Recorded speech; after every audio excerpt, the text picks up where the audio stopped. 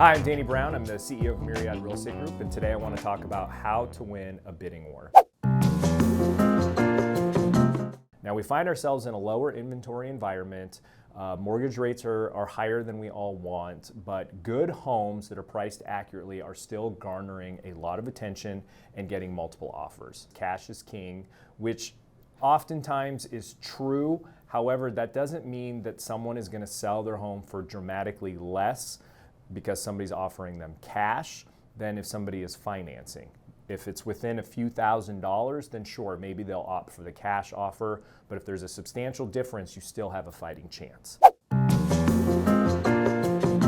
So how do you get yourself that fighting chance? Well, there's several tactics that you can implement. One of my favorite is called an escalation clause. The reason that you implement the escalation clause is a lot of times when a seller receives multiple offers, we have no idea what the other offers are coming in at.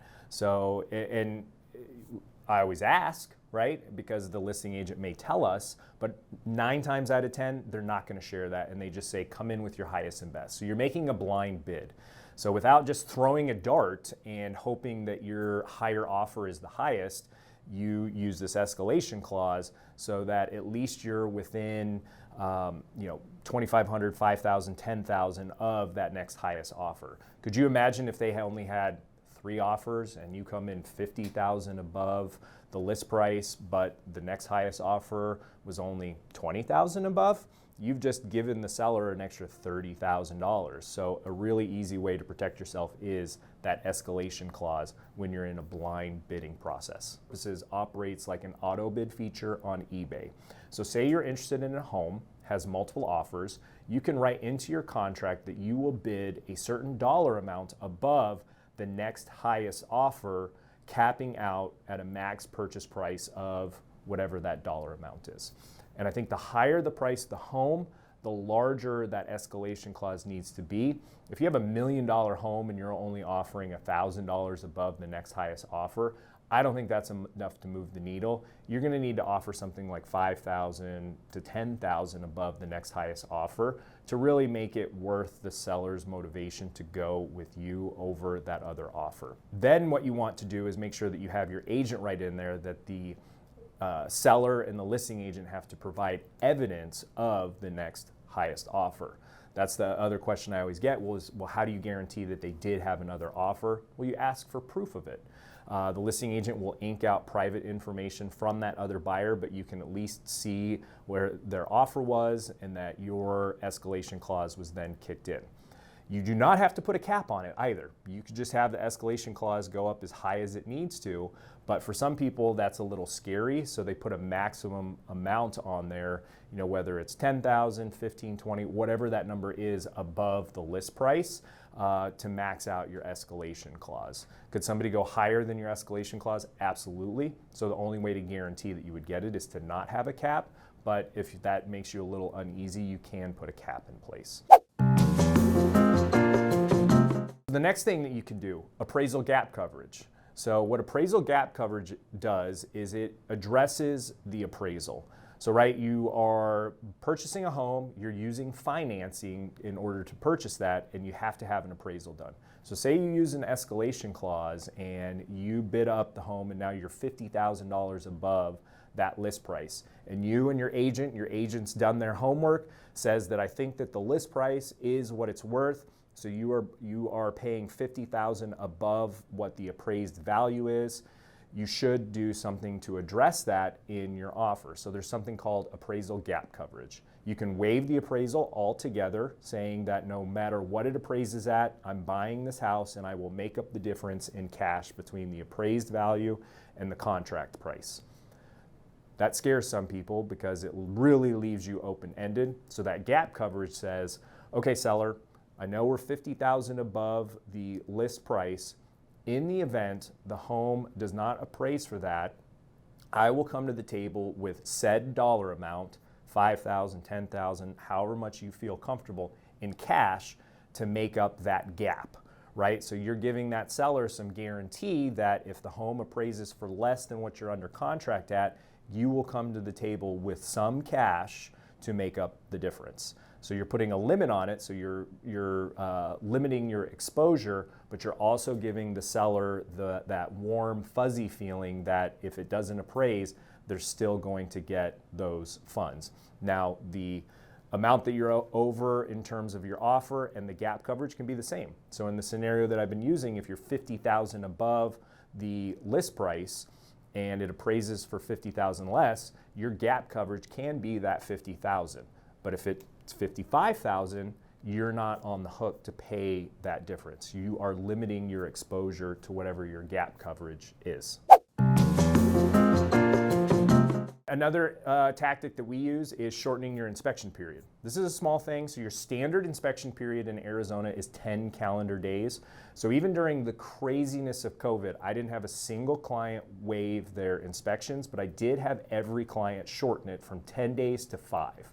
5 seems short, but you should be able to get every inspection done that you want to get done in a 5-day period. So I would just naturally offer to shorten that inspection period. Why is that a good thing? Because that's time. That shortens the amount of time that the buyer has to walk away from a deal. And if you shorten that to 5 days, the seller feels way more confident that you're going to get this done, you're going to get this done quick, and you're not going to be sitting around twiddling your thumbs. The other thing that your buyer's agent should be always doing, regardless of whether or not you're in a multiple offer situation, is calling the listing agent and find out what's important to the seller. Sometimes it's not always about price and what they're walking away from. Some sellers need longer closings because they need to go find their next home. So do they want to stay in the home post-closing, right? If you're buying a home as your primary occupancy, your lender will allow you to not move into that home for 60 days after closing. So if a seller needs the funds from the sale in order to go buy their next home, offer them a 60-day post-possession.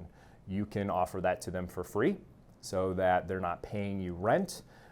You can negotiate rent, whether that's fair market, whether that's your mortgage payment. So there's a big conversation around post-possession if a seller needs a longer closing or needs the funds from the sale but doesn't want to move multiple times.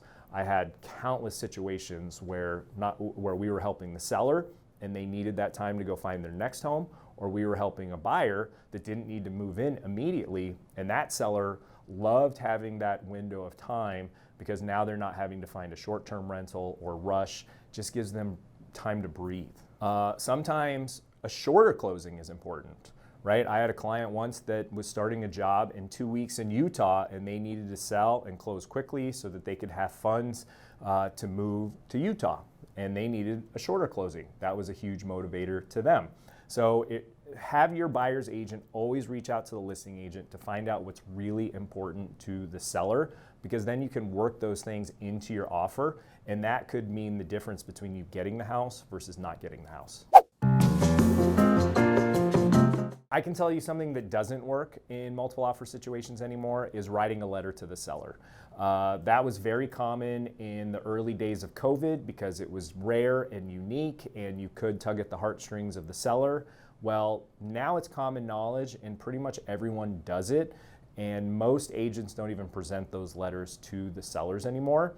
And in some states, they can actually be against the rules. So I would just ignore the letter and focus on the terms of the contract. But something else that does absolutely work, and your agent should be doing this on every offer they submit, whether there's a multiple offer situation or not, have your lender call the listing agent. As a listing agent, I always call the lender when I receive an offer to qualify the buyer and make sure that they are well qualified and the deal's not going to fall apart. And I am always super impressed when that lender calls me as soon as I get the offer to tell me how wonderful the buyer is, how well qualified they are, that the lender is not some fly-by-night lender that doesn't do a lot of transactions, that they understand Arizona real estate law, and that it's going to be a smooth transaction. So having your lender call that listing agent is huge and such a big differentiator when it comes to submitting your offer and trying to get a deal done. So these are just some of the tactics that we use when we get into multiple offer situations. If you have any specific questions about that, please leave them in the comments. Don't forget to give a like and subscribe, and we will see you next time.